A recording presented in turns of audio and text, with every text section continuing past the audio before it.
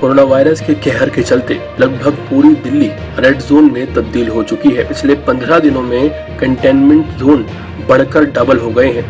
दिल्ली में अब 100 नए हॉटस्पॉट बन चुके हैं। कोरोना के बढ़ते संक्रमण के बीच दिल्ली के शाहीन बाग इलाके को मंगलवार को हॉटस्पॉट घोषित कर दिया गया। इसी के साथ ही दिल्ली में हॉटस्पॉट की संख्या बढ़कर 100 हो गई। भारतीय चिकित्सा अनुसंधान परिषद ने चीन से आई रैपिड किट इस्तेमाल करने से एक तरफ मना कर दिया है, दूसरी तरफ चीन ये मानने को तैयार नहीं है कि चीन की किट्स घटिया हैं। जहां एक तरफ भारत ने इन किट्स को वापस करने की बात कही है, वहीं चीन ने भारत को नसीहत देते हुए कहा है कि किट के स्टोरेज, इस्तेमाल और ट्रांसपोर्टेशन का सही तरीका प्रोफेशनल लोगों द्वारा अपनाया जाना चाहिए, तभी किट्स के सही नतीजे सामने आएंगे। कोरोना योद्धाओं को एक बार फिर से निशाना बनाया गया है। महाराष्ट्र के औरंगाबाद में सामूहिक नमाज में शामिल होने जा रहे लोगों को रोकने गई पुलिस पर पथराव किया गया। इनमें 3 पुलिसकर्मी घायल हो गए। मामले में अभी तक 31 लोगों को गिरफ्तार कर लिया गया है। तनाव को देखते हुए पूरे इलाके में कर्फ्यू घोषित कर दिया गया। लॉकडाउन के चलते पूरा बॉलीवुड एक बड़ी समस्या से जूझ रहा है। अमिताभ बच्चन और आयुष्मान स्टारर फिल्म गुलाबो सिताबो 15 अप्रैल को सिनेमा घरों में रिलीज होने वाली थी, लेकिन कोरोना वायरस की वजह से अब इसकी रिलीज डेट रुक चुकी है।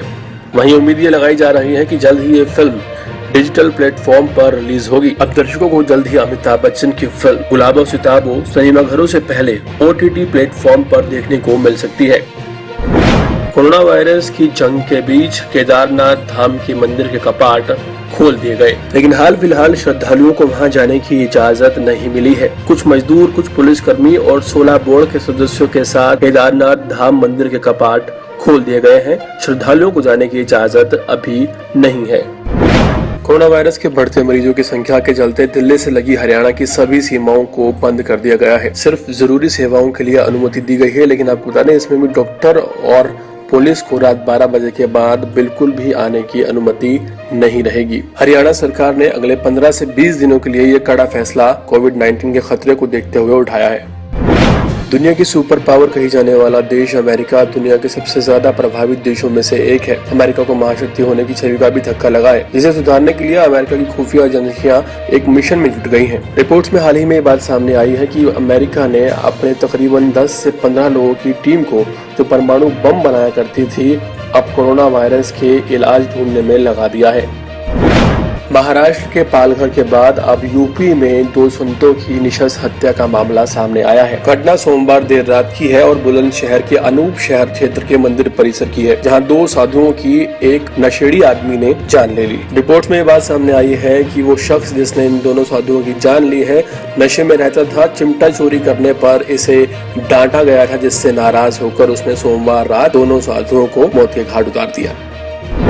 केंद्रीय रिजर्व पुलिस बल के दिल्ली स्थित बटालियन में तैनात 15 कर्मी संक्रमित पाए गए हैं कोविड-19 से। वहीं दुखद बात यह है कि केंद्रीय रिजर्व पुलिस बल के एक जवान की दिल्ली में कोरोना वायरस मौत हो गई है।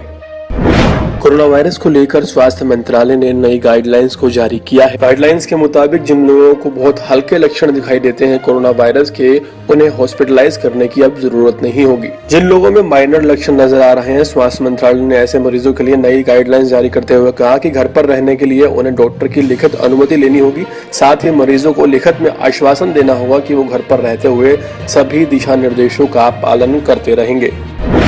इसी तरह की ताज़ा तरीन खबरों से जुड़े रहने के लिए हमारे चैनल को सब्सक्राइब करना बिल्कुल न भूलें, ताकि आप तक पहुंचता रहे हमारा हर लेटेस्ट अपडेट।